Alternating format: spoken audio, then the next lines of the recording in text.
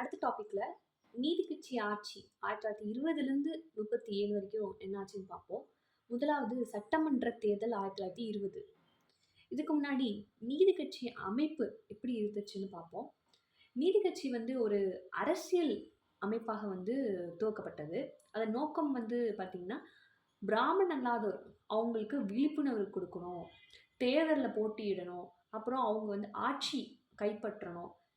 ஆக மொத்தம் சமூக நீதிக்காக செயல்படணுங்கிறது தான் நீதி கட்சியோட நோக்கமா இருந்தது.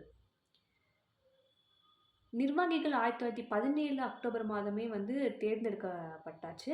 நீதி கட்சி வெளியிட்ட கொள்கை அறிக்கையை அக்கட்சியின் அரசியல் சட்ட வரைவாக கருதப்பட்டது.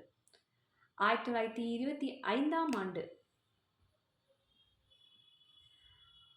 டிசம்பர் 19ஆம் தேதி நீதி கட்சியின் அமைப்பு சட்டம், அதாவது பார்ட்டி கான்ஸ்டியூஷன் அங்கீகரிக்கப்பட்டது. அதன் அலுவலகம் மவுண்ட் ரோடு இருக்கு. கட்சியின் கிளைகள் முதல்ல சென்னை, அங்கதான் துவக்கப்பட்டது. பின்னர் பல மாவட்டங்களுக்கு விரிவு பண்ணாங்க. ஒரு தலைவர் இருந்தாங்க, 4 துணை தலைவர்கள், ஒரு பொது செயலாளர், ஒரு பொருளாளர் இருந்தாங்க.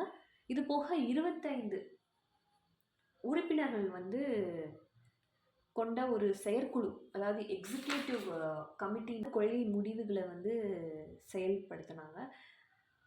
1920 அந்த தேர்தலில் பிறகு நீதி கட்சி ஐரோப்பிய அரசியல் கட்சி போன்று சீரமைக்கப்பட்டது. அதாவது கட்சி கொறடா, பார்ட்டி விப்புன்னு சொல்லுவாங்க என்ற புதிய கட்சி பதவி உருவாக்கப்பட்டது. செயற்குழு உறுப்பினர்களை கொண்ட குழுக்கள் அதுவுமே அமைக்கப்பட்டது. நீதி கட்சி தலைவர் கட்சியோடு இணைக்கப்பட்ட அனைத்து பிராமண அல்லாத சங்கங்களுக்கும் பொதுவான தலைவர் என்று உறுதி செய்யப்பட்டார். ஒவ்வொரு ஆண்டும் நீதி கட்சி மாநாடு நடக்கணும் அப்படின்னு சொல்லிட்டு தீர்மானிக்கப்பட்டது. நீதி கட்சியின் முதல் தலைவராக தியாகராய செட்டி,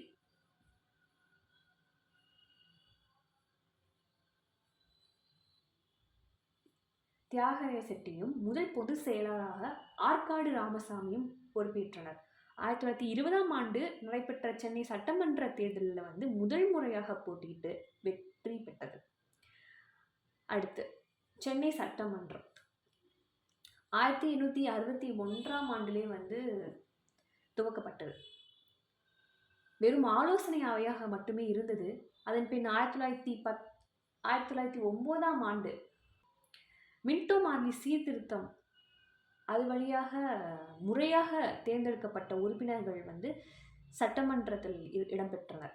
பின்னர் 1919ஆம் ஆண்டு மாண்டெக்யூ செமஸ்போர்ட் சீர்திருத்தங்கள், அதன்படி அமைக்கப்பட்ட இரட்டை ஆட்சியின் கீழ் அது நடைபெற்ற சட்டமன்ற உறுப்பினர்கள் வாக்காளர்களால் நேரடியாக தேர்ந்தெடுக்கப்பட்டனர். பின்னர் ஓரவை அமைப்பாக 1920லேருந்து 1937 வரை செயல்பட்டது. அடுத்த சட்டமன்ற தேர்தல் 1920. சென்னை சட்டமன்றத்தில் 127 உறுப்பினர்கள் இருந்தனர். அதில் 98 பேர் 61 தொகுதிகளில் தேர்ந்தெடுக்கப்பட்டனர். தேர்தல் தொகுதிகள் 3 வகையாக பிரிக்கப்பட்டனர். ஒன்று வகுப்பு வாரி, இன்னொன்று சிறப்பு தொகுதி, இன்னொன்று ஒதுக்கப்பட்டோர் தொகுதி. இந்த வகுப்பு வாரி தொகுதிகள் பார்த்தீங்கன்னா முகமதியர் நகரம், இந்திய கிறித்துவர், ஐரோப்பியர், ஆங்கிலேய இந்தியர், இந்த மாதிரி தொகுதிகள்லாம் வகுப்பு வாரியில் அடங்கும். சிறப்பு தொகுதிகள் இருக்குது. அது நில சொந்தக்காரர், பண்ணையர்கள், அந்த மாதிரி வர்த்தக சங்கங்கள், அவங்க தொகுதி இருக்கும். அடுத்து ஒதுக்கப்பட்ட தொகுதிகள், அதில் பார்த்தீங்கன்னா 28 பிராமண அல்லாதர்களும், 29 நியமன உறுப்பினர்களுக்கு, அப்புறம் 5 பறையருக்கு, அப்புறம் பிற்பட்ட பகுதிகள், இந்த மாதிரி மொத்தம் 134 இருக்கு. 1920 நவம்பர் மாதம் பொது தேர்தல் நடந்தது. இதில் சென்னை ராஜதானி மக்கள் தொகை 40 மில்லியன் இருந்திருக்காங்க. ஆனால் சொத்து தகுதியுடையோர் மட்டும்தான் வந்து வாக்களித்தாங்க. அவங்க எண்ணிக்கை பார்த்திங்கன்னா 18,00,000, தோராயமாக 18,00,000. அதுலேயுமே 3,00,000 பேர் தான் வந்து வாக்களித்தாங்க. சராசரியாக 24.9% பதிவாயிட்டிருக்கு. அதில் மயிலாப்பூர் தொகுதியில் மட்டுமே வந்து அதிகபட்சம் 52% வாக்குகள் வந்து பதிவாகியுள்ளது. தேர்தல் முடிவில் இந்திய தேச காங்கிரஸ் வந்து ஒத்துழையாமை இயக்கத்தில் பங்கேற்று சட்டமன்ற தேர்தலை வந்து புறக்கணித்தது. எதிர்க்கட்சி இல்லாமலே 63 இடங்களில் வந்து வெற்றி பெற்றது. வெற்றி பெற்றதுக்கு முக்கியமாக காரணம் வந்து பார்த்திங்கன்னா, காங்கிரஸ் வந்து தேர்தலில் வந்து புறக்கணித்தது, நீதி கட்சியின் தீவிர பிரச்சாரம், இன்னொரு காரணம் என்னென்னா பிராமண அல்லாததற்கான இடஒதுக்கீடு வாங்கி தரேன்னு சொல்லிட்டு கொடுத்த வாக்குறுதி, இதெல்லாம் வந்து காரணம்னு சொல்கிறாங்க.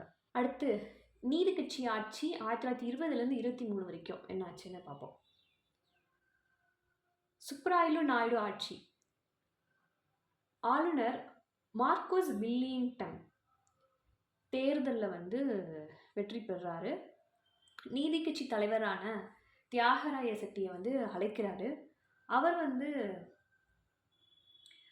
மக்களோட வரிப்பணத்தில் ஊதியம் வாங்குறது வந்து ஏற்றுக்கொள்ளப்படாதுன்னு சொல்லிட்டு அந்த அழைப்பை வந்து ஏற்கவில்லை. அவருக்கு பதிலாக வந்து சுப்ராயலு நாயுடு வந்து ஆளுநர் பரிந்துரைக்கிறாரு. அதன் பின் அவருடன் ராமராயனுக்கண்ணும் வெங்கடாரெட்டி நாயுடுவும் வந்து அமைச்சர்களாக வந்து நியமிக்கப்படுறாங்க. இவர்கள் 1920 டிசம்பர் 17ஆம் தேதி பதவி ஏற்கிறாங்க.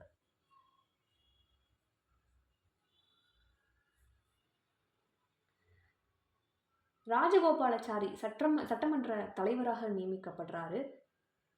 Edwin Periyanayagam, Arcot Ramasamy Mudaliar, P. சுப்பிரமணியன் ஆகிய மூவரும் சட்டமன்ற செயலாளர்களாக நியமிக்கப்படுறாங்க.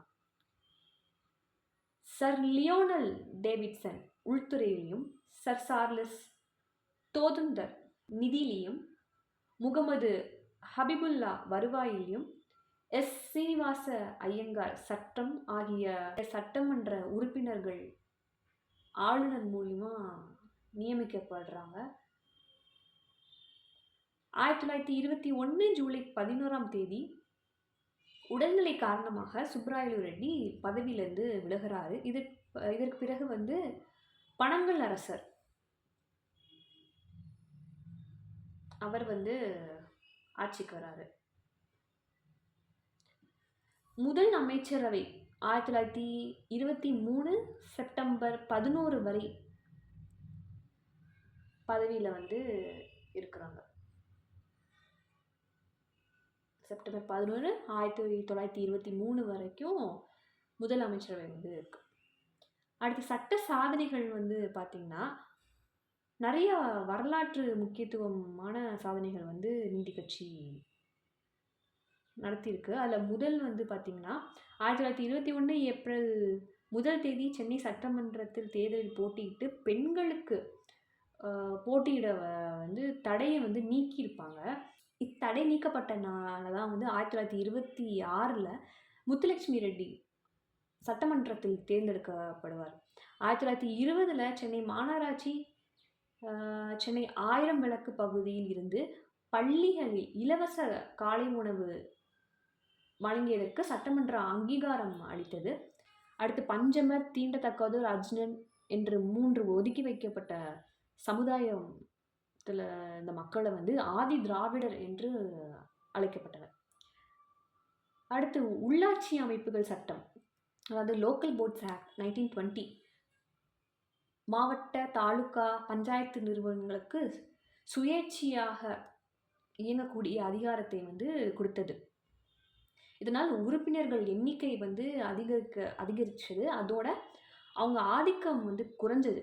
அடுத்து இந்து கோயிலெலாம் வந்து அரசாங்கத்தோட நேரடி கட்டுப்பாட்டின் கீழ் வந்து கொண்டு வரப்பட்டது. அதுக்கு 1922 டிசம்பர் 18 இந்து சமய அறக்கட்டளை சட்ட மசோதா கொண்டு வந்தாங்க. ஆனா 1925ல நிறைவேற்றப்பட்டது. அடுத்து தாழ்த்தப்பட்டோருக்கு ஒரு தனி அதிகாரி நியமிச்சாங்க. இத்தனை சட்டங்கள் வந்து நிறைவேற்றும் என்றால் அதற்கு தனி அதிகாரி தேவை என்று ஐசிஎஸ் அதிகாரி கமிஷனர் நியமித்தாங்க. அவங்க உரிமைகளையும் நலத்திட்டங்களையும் பாதுகாக்கிறதுக்காக நியமிச்சாங்க. வீட்டுமனை வழங்குறது, கூட்டுறவு கடன் சங்கங்களை துவக்குவது, குடிநீர் வசதி செய்து கொடுக்குறது, பொது நிலத்தை குறைந்த வாடகைக்கு வழங்குவது, குடிப்பழக்கத்திலிருந்து விடுபடுமாறு அவர்களை ஊக்குவிக்கிறது, அரசாங்க நிலத்தை விவசாயத்துக்காக ஒதுக்குறது, பாதைகள் போட்டு தருவது, பெண்களுக்கென கழிப்பறை கட்டி தருவது, ஏழைகளுக்கு வீடு கட்டி கொள்ள 20 சென்ட் நிலம் இலவசமாக இதெல்லாமே வந்து கொடுத்தார். மரக்கன்றுகள் நடப்பட்டன. மிக குறைந்த விலையில் வீட்டு மனைகள் கொடுக்கப்பட்டன. இந்த மாதிரி பல விஷயங்கள் வந்து செஞ்சாங்க. தாழ்த்தப்பட்டோர் நலனுக்காக தனி அதிகாரியை நியமித்து இந்த மாதிரி பல விஷயங்கள் செஞ்சாங்க. அடுத்து இதோட கண்டினியூஷன் அடுத்த வீடியோவில் பார்ப்போம். தேங்க்யூ.